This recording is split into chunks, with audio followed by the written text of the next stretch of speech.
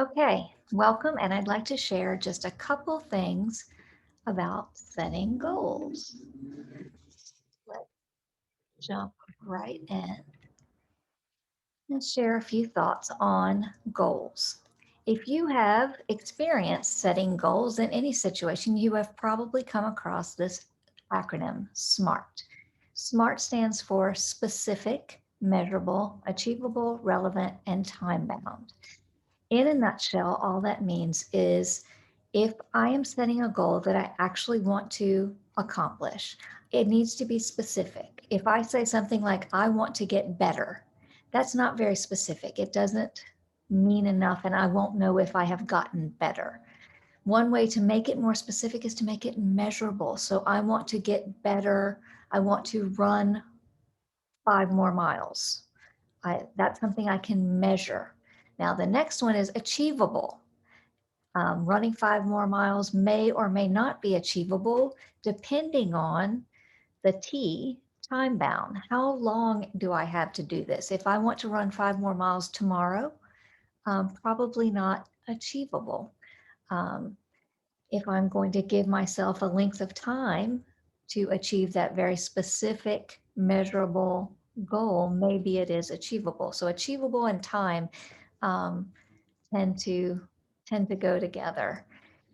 And the one that I skipped, R, is relevant. Is it relevant to what you're trying to accomplish overall? So in this setting, in your work, in your life, um, does it matter?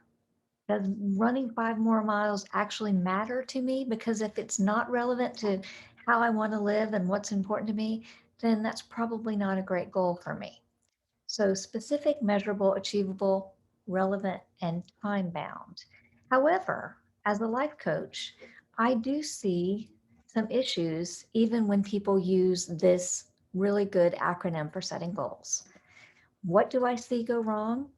Well, you might have guessed when I was just going through the SMART that where I see people go wrong quite often is on the A, achievable.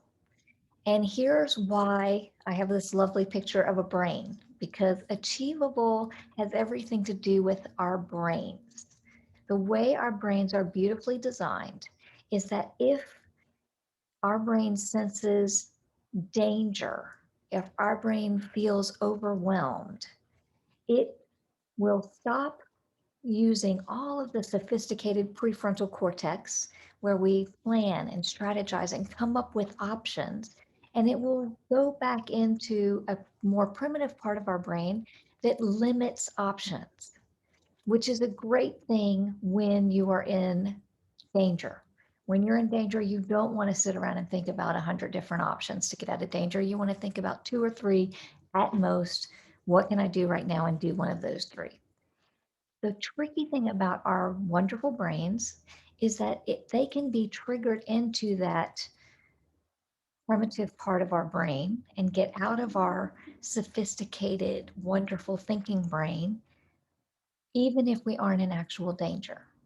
And sometimes when we set really ambitious goals, our brain will go straight into the more primitive part, and we will not be able to come up with ways when something isn't going right. We're too focused on, this feeling of overwhelmed, and um, we can't come up with options. We can't come up with a plan B or a C or a D because that part of our brain isn't functioning very well.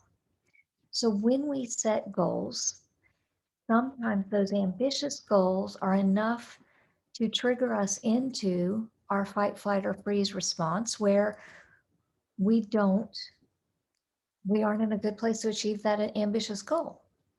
So I am not saying don't set ambitious goals. I am all about ambitious goals. I love a good ambitious goal.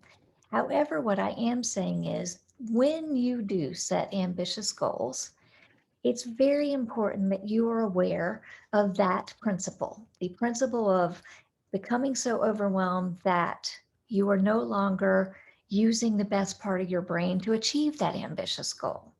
But there is a brain hack that you can use that will help you achieve the ambitious goal without getting so overwhelmed that your brain isn't properly going after that ambitious goal.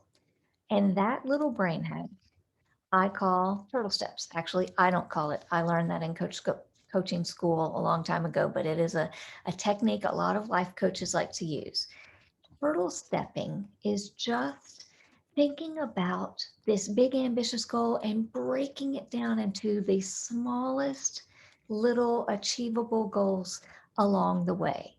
And so when I start thinking about running 5 more miles, that feels overwhelming to my brain. And my brain says, you're never going to get there. Just sit on the couch. Let's watch more Netflix. But if I say to my brain, I wonder if we could just run 100 yards farther than we did yesterday, or if we could just start running, just run down to the end of the block today, and we'll see how that goes for a little while and until I feel like doing more.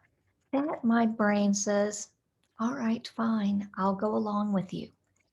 So the big ambitious goal, my brain has a lot of good reasons why I don't even bother. But the small steps along the way to the big ambitious goal don't overwhelm my brain. It's the same with almost any task that feels overwhelming or very unpleasant. If you've ever moved and had to unpack boxes, turtle stepping is the way to go. Don't say, I'm going to unpack the entire house. Say, I just have to unpack one box or set a timer. That's another great life hack. Set a timer. When the timer goes off, I don't have to unpack any more boxes, or I don't have to whatever, paint anymore, whatever unpleasant thing. So if, as you are thinking about goals, be ambitious, be audacious, and be able to think about what are the smallest steps that I will need to accomplish along the way to get to this big audacious goal, and just start there. It works with students who are trying to do term papers.